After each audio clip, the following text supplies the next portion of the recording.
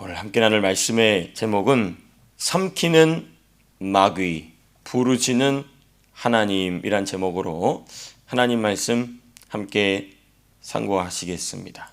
우리가 성경을 보다 보면 우리의 대적 사탄, 마귀, 악한 영들, 귀신들에 대한 다양한 호칭 또 묘사가 있는데 오늘 보니까 사도 베드로는 마귀를 어떤 존재라고 부르고 있냐면 삼킨다, 삼키는 존재다 이렇게 표현하고 있습니다. 어떤 맥락에서 그런 표현을 사용했는지 우리가 오늘 함께 살펴보고자 하고요. 마귀는 삼키려고 하지만 하나님은 부르시는 분이시다. 우리를 부르시는 분이시다. 또 그 또한도 어떤 의미가 있는 것인지 또 어떤 맥락에서 사용되었는지 우리가 한 구절씩 살펴보시겠습니다. 자, 먼저 우리 8절과 9절 삼키는 마귀의 역사와 성도의 올바른 대응에 관한 말씀 기록되어 있습니다. 8절 보시게 되면 근신하라 깨어라 너희 대적 마귀가 우는 사자같이 두루다니며 어떻게 할 자를 찾나니 삼킬 자를 찾나니. 삼킬 자를, 자기가 삼켜버릴 사람을 찾는 마귀, 사탄, 또 악한 영들, 귀신들이겠죠. 우는 사자같이라는 표현을 우리가 잘 아는 것과 같이 굶주려서 성이 날대로 난 상태의 짐승을 묘사하고 있는 것입니다. 굶주려서 아주 막 성질이 날대로 뭐든지 조금이라도 살아있는 생명체라면 다 먹어치우려고 하는 굶주린 사자의 모습을 지금 누구에게 투영시키고 있냐면 어떻게 해서든 사람 한 명이라도 더 삼키려고 하는 마귀의 모습에 투영시켜 놓은 것입니다. 여러분, 마귀는, 사탄은 말할 수 없는 분노와 말할 수 없는 갈증으로 사람을 삼킵니다. 왜 그럴까요? 지금 이거는 졸개 귀신들 정도가 아닙니다. 그 대장인, 그 꼭대기에 서 있는, 모든 타락과 죄악과 저주의 꼭대기에 서 있는 사탄이, 마귀가 왜 이렇게 사람을 삼키고자 할까? 자명합니다. 왜냐하면 한 명이라도 더 지옥으로 끌고 가야 되기 때문에 그렇습니다. 한 명이라도 더 지옥으로 끌고 가려고, 한 명이라도 더 하나님의 심판을 받아 자기와 같이 저주받게 만들기 위해서. 그럼 마귀는 왜 이럴까요? 마귀는 왜 이 짓을 할까요? 왜냐하면 하나님의 마음을 아프게 한다는 것을 알고 있기 때문에 그렇습니다. 하나님께서 당신의 형상을 따라 지으신 사람이 천당으로 가는 것이 아니라, 구원받는 것이 아니라 지옥으로 가는 것, 영원한 저주 아래로 떨어지는 것을 하나님이 가장 가슴 아파하시기 때문에 사탄은 그렇게 하고 있는 것입니다. 그럼 여기서 우리는 무엇을 알게 될까요? 사탄이 막 사람들을 집어삼킴으로 인해서 자기의 세력을 늘려서 한번 하나님과 싸워보겠다? 그런 생각은 마귀도 꿈꾸고 있지 않습니다. 마귀도 그런 생각은 꿈꾸지 않아요. 무엇 때문에 그런 것인가? 한 명이라도 더 이 귀신에게 사로잡히게 하여서 지옥으로 끌고 가려고 그러는 것입니다. 그러니까 마귀는 자신의 패배와 마지막 결론을 너무나도 잘 알고 있다는 것입니다.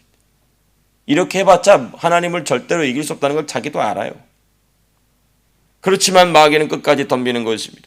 그렇기 때문에 모든 힘과 모든 조직과 모든 물질을 통하여서 사람을 삼키는 것이 바로 마귀입니다. 그리고 마귀의 조직이 그렇게 하는 것이죠. 그렇습니다. 여러분, 이때 성도들은 어떻게 대응해야 되는가? 어떠한 대처를 해야 되는가? 8절과 9절에 연결되어 있죠. 성도의 올바른 그리고 효과적 대응은 무엇인가? 마귀를 대적하기 위한 자세는 무엇인가? 두 가지로 나와 있습니다. 근신하는 것과 깨어있는 것입니다. 8절 근신하라 깨어라. 예, 그렇습니다. 그리고 9절에 보니까 너희는 믿음을 굳건하게 하여 그를 대적하라. 근데 사실 이거는 결과예요. 결과. 어떻게 해야 믿음을 굳건하게 하여 그를 대적합니까? 근신하고 깨어 있어야 됩니다. 이 두 가지가 핵심입니다. 핵심. 여러분, 근신은 무엇이겠습니까? 자기를 돌아보는 거예요. 근신한다. 우리가 근신처분 받는다고 하지 않습니까? 근신처분 왜 받죠? 자기가 잘했을 때입니까? 잘 못했습니까? 잘 못했을 때 근신합니다. 그 사도 베드로는 무슨 얘기를 하고 있는 거냐면 마귀를 대적하기 위해서 가장 첫 번째로 될 것이 무엇이냐? 마치 내가 무슨 죄인인 것처럼, 죄인이 자기를 돌아보는 것처럼 자기가 저지른 잘못이나 자기가 저지른 죄악의 문제를 다시금 곱씹으면서 여기서 잘못됐구나 돌아보는 게 근신이지 않습니까? 그러한 자세로 자기를 돌아볼 수 있어야 된다는 것입니다. 너무너무 중요해요. 마귀가 가장 까다로워하는 사람이 누굴까요? 자기를 의심하는 자입니다. 늘 말씀드리죠. 마귀가 상대하기, 귀신이 상대하기 까다로운 사람 누구냐? 까다로운 예수 믿는 자가 누구냐? 자기를 의심하는 자요. 아니, 예수님을 의심해야 되는데 자기를 의심하고 있으니 마귀가 비집고 들어갈 틈이 너무 협소한 겁니다. 너무 힘들어요. 마귀가, 귀신이 까다로워하는 존재가 되는 것이죠. 저와 여러분들은 마귀가 상대하기 까다로운 존재 되될 줄로 믿습니다. 마귀가 상대하기 너무 편해. 그러면 안 되겠죠. 그러면 안 돼. 그렇습니다. 그게 누구냐? 근신하는 자예요. 자기를 돌아보는 겁니다. 자기를 면밀하게 돌아보는 거예요. 하나하나 생각 하나까지도 자기 스스로를 면밀하게 돌아보는 것입니다. 그러면 회개할 게 나옵니다. 그러면 감사할 게 나옵니다. 그러다 보면 하나님 앞에 믿음으로 선포하고 간구할 게 나오게 됩니다. 그렇죠. 그 다음 깨어있다. 깨어있다. 여러분, 깨어있다는 말은 잠들지 않는다는 것이죠. 졸음에 빠지지 않는다는 것입니다. 무엇을 위해? 경계하는 것을 위해. 경계를 늦추지 않는 것입니다. 깨어있다는 것, 잠들지 않는다는 것이죠. 졸지 않는다는 것입니다. 그럼 잠들지 않고 그냥 졸지만 않고 그냥 있으면 되냐? 그게 왜, 무엇 때문에 그러냐? 경계 근무. 그렇죠? 군인들이 밤에 보면은 이 순번을 짜가지고 경계 근무하지 않습니까? 네, 별로 공감이 안 되시죠? 경계 근무를 안 해보셨으니까 죄송해요. 경계 근무, 깨어서. 경계 근무. 여러분, 첫 번째 근신은 내면을 돌아보는 것입니다. 자기의 내부, 그렇죠? 내면. 그리고 이 경계한다는 건 외부입니다. 어디서부터 적이 다가오고 있는가? 어디가 약점이고 어디를 통하여 마귀가 들어오려고 준비하고 있는가? 내면과 외부의 경계를 의미합니다. 그러니까 여러분, 마귀를 대적한다는 것은 예수님은 나가라 이렇게 해서 되는 게 아니고, 제일 첫 번째는 뭐냐? 자기를 근신하고 내면을 돌아보고, 그리고 깨어서 어디로부터? 내 바깥으로부터, 그렇죠? 내가 보고 듣고 내가 느끼고 하는, 판단하는 그 모든 외부로부터 오는 소스들을 점검하는 것이죠. 깨어서. 그렇습니다. 잠들어 있으면 흐리멍텅하다는 것입니다. 여러분, 이는 귀신들이 사람의 안과 밖을 가리지 않고 덤벼들기 때문에 사도 베드로는 근신하라, 깨어라 이렇게 명령하고 있는 것입니다. 그리하면 우는 사자같이 두루다니며 삼킬 마귀가 왔을 때 9절의 말씀처럼 너희는 믿음을 굳건하게 하여 그를 대적하라. 사도들은 항상 이야기합니다. 마귀를 대적하라고. 대적할 수 있다는 거예요. 대적하면 이길 수 있다는 것입니다. 어떻게 하면? 근신하고 깨어 있으면. 예수님 안에서 성령으로 근신하고 깨어 있으면 마귀를 대적할 수 있다는 것입니다. 그 마귀를 대적함으로 승리하는 저 여러분들 될 줄로 믿습니다. 자, 우리 그 다음 본문 넘어가겠습니다. 부르시는 하나님. 우리가 8절과 9절을 통하여서는 삼키는 마귀의 역사를 살펴봤다면 10절과 11절은 부르시는 하나님에 대한 말씀입니다. 부르시는 하나님. 마귀는 삼키지만 하나님은 부르십니다. 10절 이렇게 돼 있죠. 모든 은혜 하나님 곧 그리스도 안에서 너희를 부르사. 10절 우리를 부르신 하나님은 모든 은혜의 하나님이시다. 모든 은혜의 하나님. 그렇습니다. 여러분, 사람이 누리는 모든 것은 전부 하나님의 은혜입니다. 사람이 누리는 모든 것, 사람의 존재 자체가 하나님이 값없이 공짜로 주신 거잖아요. 그렇죠? 그게 은혜입니다. 가격을 매길 수 없는데 하나님께서 그것을 거저 주셨어요. 아무런 값도 받지 않고 주셨어요. 그게 은혜죠. 그 모든 은혜의 하나님이시다. 그렇습니다. 사람이 누리는 모든 것이 다 하나님의 은혜라는 것입니다. 왜 그럴까요? 왜 하나님 그렇게 하실까요? 달리 방법이 없어요. 하나님은 사랑이시기 때문에 그렇습니다. 사랑 외에는 그 무조건적인 은혜를 설명할 방법이 없습니다. 그래서 하나님은 사랑이시다. 사도 요한이 그렇게 얘기한 것이다. 하나님은 사랑이시다. 방법 다른 표현 근거가 없어. 오직 우리를 뜨겁게 사랑하시는, 심지어 뭐까지 주십니까? 죄를 저질렀는데 하나님이 모든 걸 다 공짜로 주셨어요. 거저 주셨어요. 모든 하나님의 모든 것을 담아서 사람에게 주셨어요. 근데 죄를 저질러 버렸죠.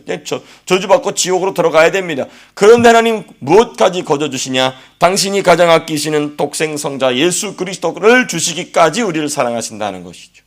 그러니까 사도 베드로가 표현하고 있는 모든 은혜 하나님, 너무나 정확한 표현인 것입니다.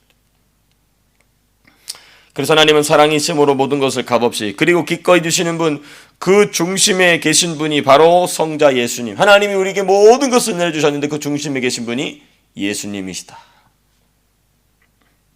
자, 그 다음에 10절에서 우리가 또 살펴봐야 될 게 뭐냐? 우리를 부르신 방법이 있어요. 하나님 우리를 부르시는데 그 부르시는 방법이 있습니다. 모든 은혜 하나님 곧 그리스도 안에서 너희를 부르사. 하나님이 모든 은혜의 근원이신 하나님께서 저 여러분들을 부르시는데 그 부르시는 방법이 뭐라고 되냐? 그리스도 안에서 부르셨다. 하나님은 우리를 그리스도 안에서, 달리 말하면 그리스도를 통하여, 또 달리 말하면 이 그리스도로 말미암아, 예수님으로 말미암아 부르셨다는 것입니다. 그래서 예수님이 이 땅에 계실 때 말씀하셨던 것 무엇이 있습니까? 나로 말미암지 않고는 누구에게 나갈 수 없다? 아버지께나. 이게 그 얘기입니다. 그러니까 사도 베드로가 그 자리에서 그 말씀을 들었잖아요. 그렇죠?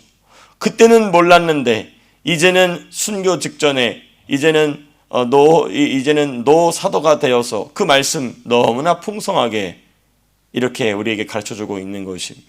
아버지께로 나아갈 때에 예수님 말고는 방법이 없다. 예수님 유일한 길이시다.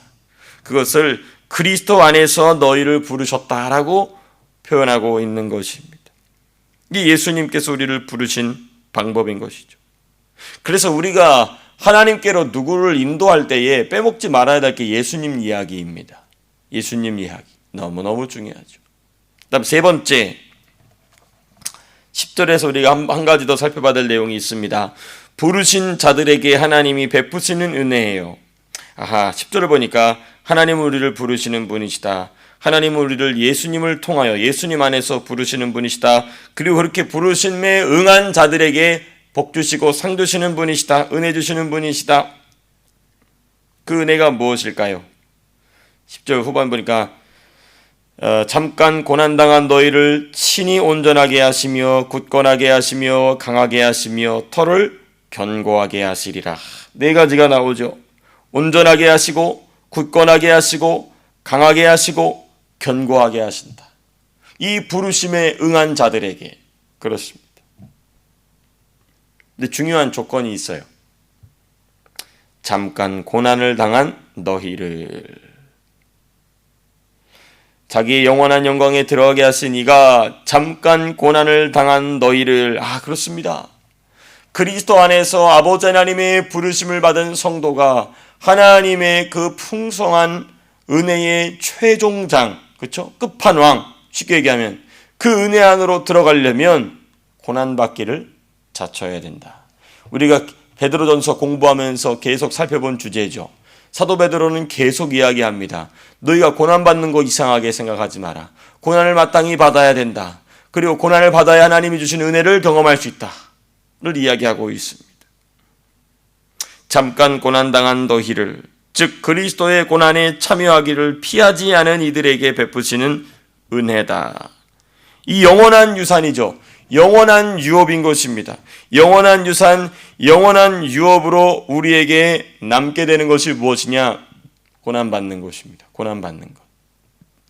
고난받기를 또 불편하기를 자처합시다. 너무너무 중요해요. 그때 내가 피하지 말고 고난받기를, 불편한 그리스도를 위하여 불편함을 택하기를 참 잘했구나. 그때 내가 한 번 더 봉사하고, 그때 내가 한 번 더 섬기고, 그때 내가 한 번 더 불편하게 하기를 참 잘했구나. 그렇습니다. 말씀을 맺도록 하겠습니다.